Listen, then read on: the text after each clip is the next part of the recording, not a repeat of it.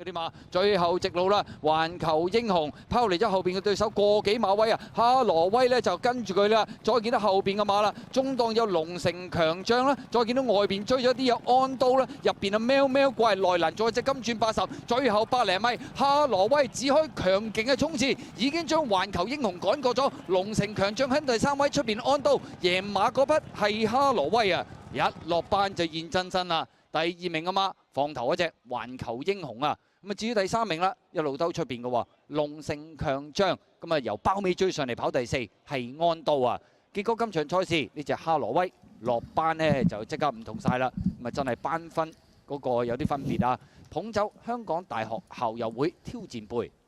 呢個路程都敲門敲咗好幾次啦，卒之都贏啦哈羅威。第2名嘅環球英雄啦，第3呢就龍城強將，第4係後上安刀。咁啊，終於贏馬啦！都好俾心機跑啦，有條件配合得到咯，最主要。咁同埋其實佢真係有路程。